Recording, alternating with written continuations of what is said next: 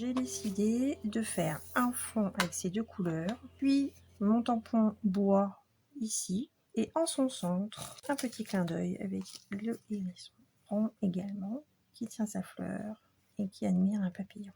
Je vais d'abord faire le fond, je vais commencer par la couleur la plus claire.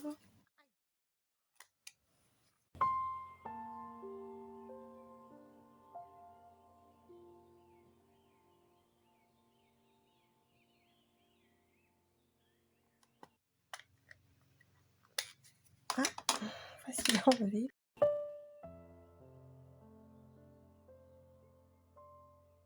Sympa, j'aime bien. Elle pète, hein, citron vert et citron jaune, quoi. Donc pour cacher ça, je pense que je vais chercher dans mes dies ce que je peux trouver, une bande ou quelque chose. Ensuite j'appliquerai mon tampon et à l'intérieur je ferai l'autre. J'ai utilisé ce die là. Ne me demandez pas où j'ai acheté parce que je ne garde jamais les emballages, parce que je range à ma manière et du coup. Alors normalement c'est plutôt pour évider, pour pouvoir conserver les pointillés. Donc ça je le garde bien évidemment, je ne le jette pas. Et j'en ai retiré cette forme. Alors c'est sympa aussi parce que je sais pas si vous pouvez voir là, il y a quand même une petite épaisseur, ça donne un peu de volume. Je vais l'ancrer avec l'encre Coffee. Ensuite je vais venir le positionner ici. Alors il ne cache pas ici les écritures, certes, mais il en cache une grande partie. Ça fait un contraste et mon carré va tenir pile à l'intérieur. Et je pourrais superposer mes deux tamponnages. Ici, pour masquer, j'ai pensé utiliser cette planche-là de Temperia avec le côté inspiration. On va voir, j'y vais vraiment... je sais pas où je vais, je sais pas ce que je fais exactement. Je crée sur l'instant avec vous. Enfin, voilà, c'est une grande première. C'est stressant hein, quand même, je vous avouerai. Je suis contente de vous parler, même si vous n'êtes pas là, c'est rigolo. Mais moi qui parle toujours tout fort, ça ne change pas énormément de d'habitude. Et du coup, bah, c'est rigolo de vous parler comme ça, mais ça fait quand même bizarre. On l'aperçoit, d'ailleurs c'est très joli, ça donne un effet, c'est cool, mais voilà, il ne fallait pas appuyer plus fort. Donc j'ai le mot inspiration surtout qui ressort bien. Donc là, je vais coller maintenant mon die ici. Je vais le baisser par rapport à ce que je voulais. Je repasserai peut-être un petit peu de vert. Mais avant de le coller, je vais faire mon tamponnage.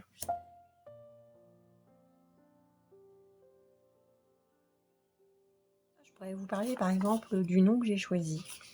D'abord, je tenais absolument à ce qu'il y ait le mot atelier pour qu'on comprenne que voilà, c'est pas de l'industriel. Et puis, je suis effectivement dans mon atelier qui était voulu quand on a fait des travaux à la maison.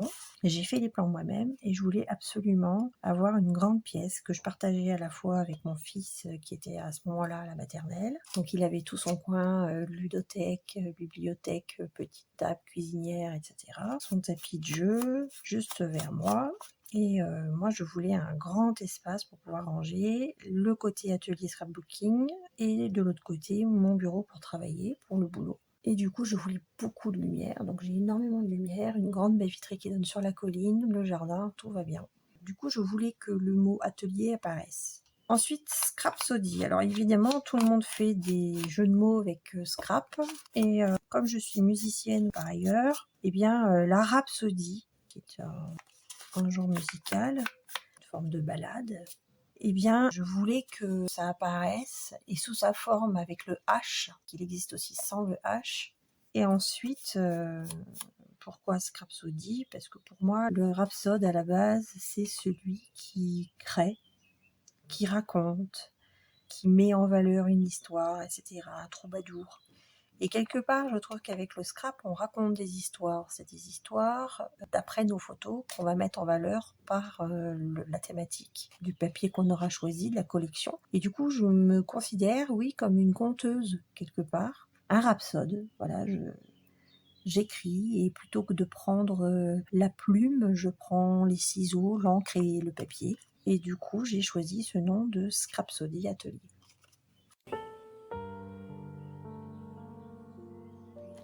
L'encre marron pour faire ce tampon là et à l'intérieur je mettrai mon hérisson.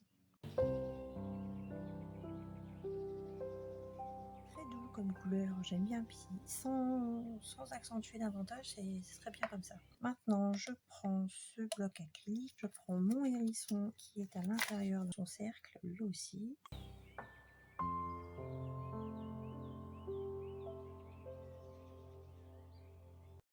Alors le noir est discret franchement. Il rehausse quand même un petit peu le hérisson par rapport au contour. Ça pas mal. Voilà. Je regarde un peu ce que ça fait. Le mot inspiration, c'est pas mal.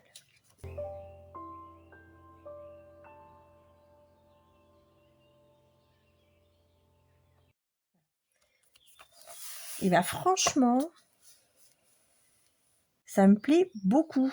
Alors d'une part le dégradé est super chouette, le tamponnage est vraiment joli et le fait d'avoir en transparence celui-là, je sais pas si vous arrivez à le voir.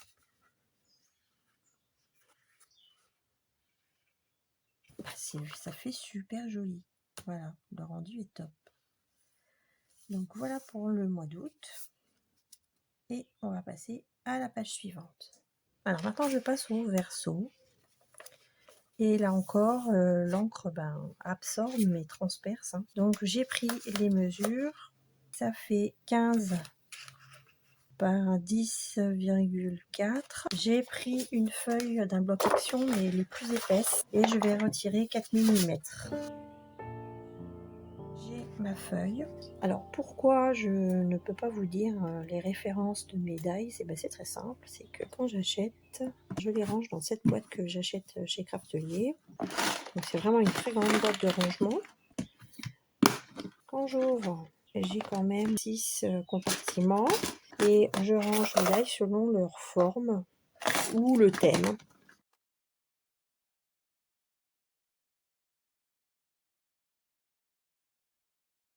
Et donc j'en possède 2. Et les dies qui sont beaucoup trop grands pour tenir dans les boîtes, je les mets dans des petits tiroirs. Enfin, je pense que je vous ferai peut-être un tour de ma pièce, on verra.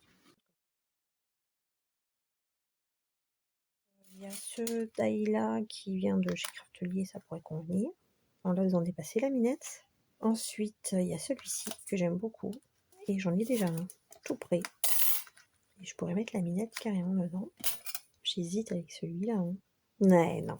Avec celui. Donc finalement je vais reprendre un morceau de comme ça, je vais passer la minette au tampon, je vais la détourer et je vais chercher une chute de la même couleur que celui-ci pour pouvoir faire son cadre. Alors, voilà où j'en suis, j'ai tamponné. Donc ce qui est bien, c'est que j'ai 2 formes. Je mettrai mon cadre en travers. La minette, je vais la découper, la coloriser sans doute et je la ferai passer avec le nœud, etc. par-dessus. Et dans les chutes de cette découpe, je vais pouvoir placer aux 2 extrémités et celui-ci de justesse. Voilà. Bon, au moins cette chute, elle a été utilisée.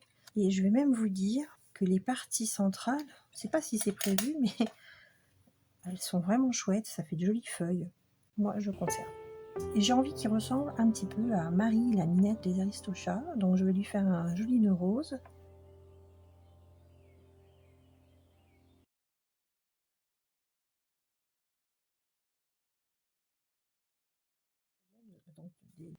D'action, c'est que ça fait des petites peluches en fait au niveau du papier.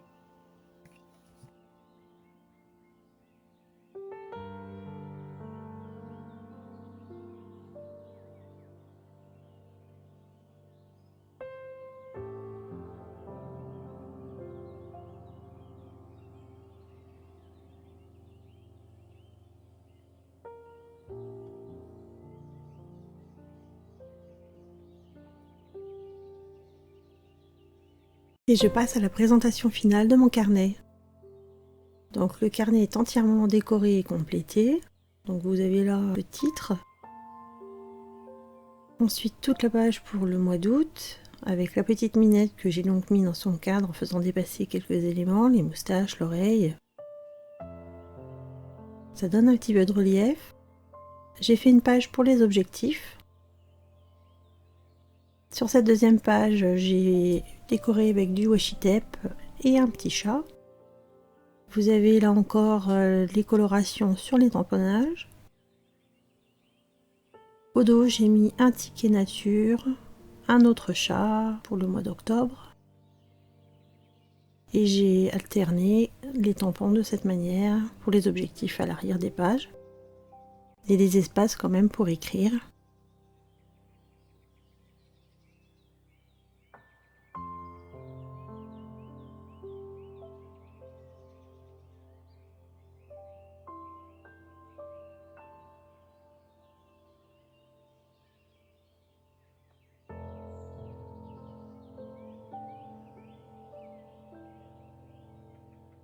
Des chats noirs et la souris verte.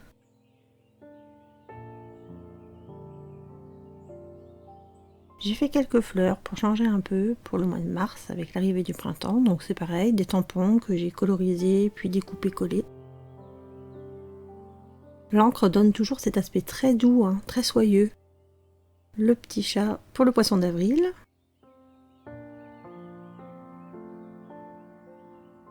J'aime beaucoup cette page.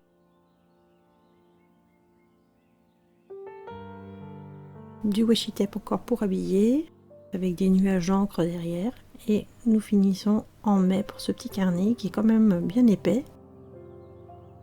Bon voilà, c'était un petit projet pour tester les couleurs. Alors certaines sont très fortes, hein, d'autres plus douces. Un aspect vraiment velouté, plutôt agréable à étaler. Bon, c'est peut-être pas le top du top au niveau des encres, mais pour des petits projets comme ça, elles sont très bien. Et puis ça fait un petit bloc-notes sympathique à mettre dans son sac. J'ai utilisé tout ce matériel. Je vous montre de plus près une brosse que je n'ai pas utilisée. Elles sont toutes douces. Hein. Elles sont bien ces petites brosses. Franchement, c'est ultra pratique.